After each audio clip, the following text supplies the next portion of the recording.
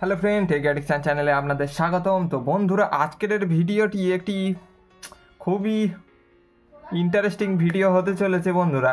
তো ভিডিওটির টপিক হচ্ছে কি 5200 এবং 1940 যে ট্রানজিস্টার পেয়ার রয়েছে, তো যারা যারা অডিও অ্যাম্প্লিফায়ারের ওপর ইন্টারেস্ট রাখেন, তো এমন কোনো নেই যে এই ট্রানজিস্টারের পেয়ারের কথা বা এই ট্রানজিস্টারের কথা শোনেননি।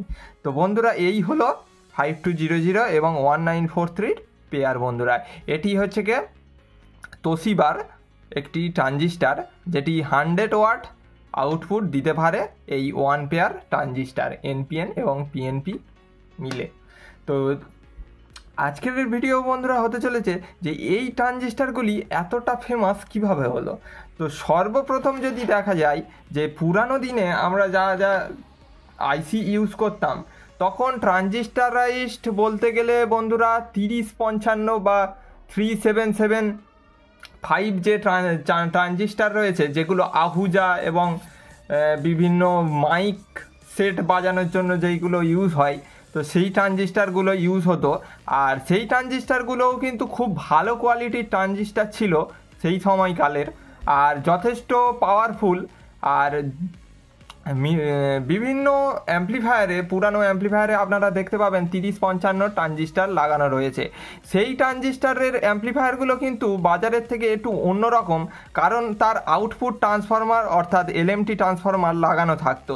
তো সেটা দিয়ে কিছুটা পাওয়ার ম্যানেজমেন্ট সেগুলি হতো।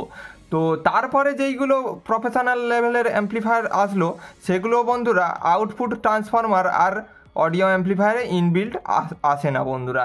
তো সেই ব্যাপারটা সম্পূর্ণ আলাদা হয়ে গেল। তো ওই সব কথা বাদ দিয়ে এবার আসি বন্ধুরা, যে এত ফেমাস হলো কী করে। তো বন্ধুরা, আগে আমরা দেখতে পাচ্ছেন এটি টিডিএ 2009 আইসি।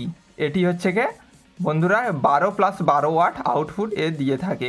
তো বন্ধুরা, আমাদের বাঙালি বা ইন্ডিয়ার বেশিরভাগ ইলেকট্রনিক্সের জিনিস যারা কিনে থাকি, সব সময় কাস্টমাররা কম দামে বেশি পাওয়ারের বা বেশি স্পেসিফিকেশানের জিনিস পছন্দ করে থাকে।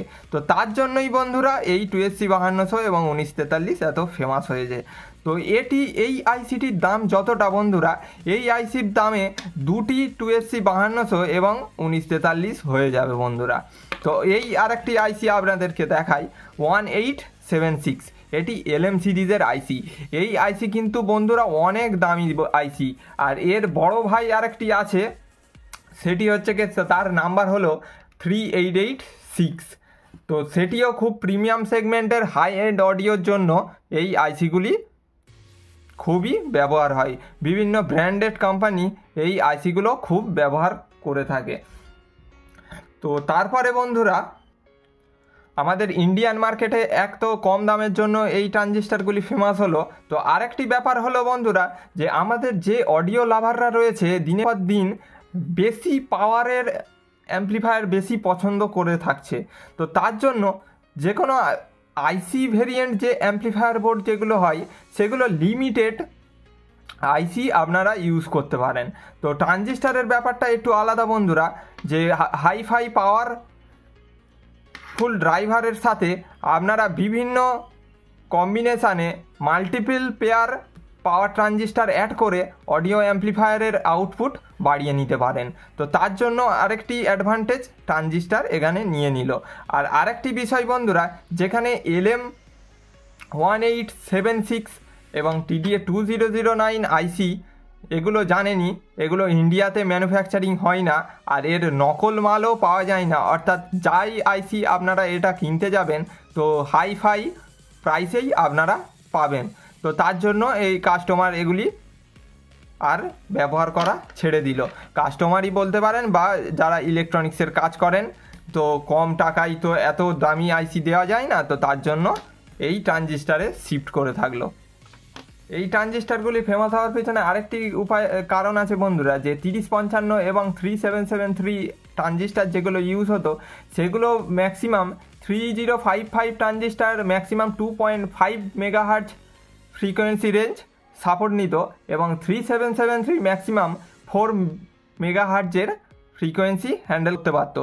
তো তার জন্য বন্ধুরা, যখনই আমরা কোনো লো ফ্রিকোয়েন্সির অ্যাম্প্লিফায়ার হাই ফ্রিকোয়েন্সির অ্যাম্প্লিফায়ার হিসাবে ইউজ করতাম 3055 বা 3773 ট্রানজিস্টারে, তখন অডিওর গেন অনেক কমে যেত।